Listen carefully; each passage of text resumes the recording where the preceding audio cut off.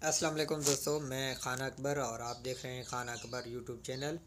और आज हम बात करेंगे सऊदीया और दुबई के बारे में। अहम मालूमात देनी है आपको जो आपके लिए लाजमी है।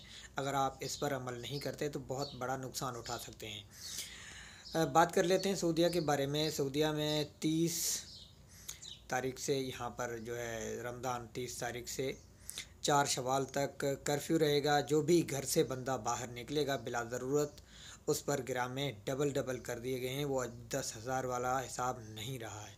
और उसके बाद अगर कोई इस चीज़ को नहीं मानता तो उस पर गिरामा भी है और जेल भी हो सकती है।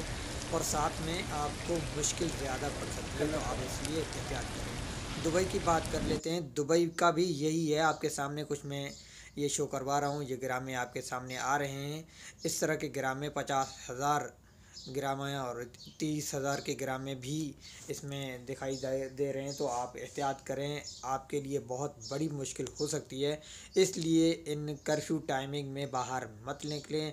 ईद की नमाज नहीं होगी। अगर आप पढ़ते हैं, 2-4 बंदे अगर किसी मज़रों में किसी जगह पे काम करते हैं तो वहाँ खुद पढ़ लें, लेकिन मस्जिद के किसी भी मस्जिद में ईद की नमाज नहीं होगी। बिला बिला ज़रूरत बाहर न निकलें और अपना एहतियात करें, सेफ़ रहें। दुआ करते हैं कि आप इस बात को समझेंगे।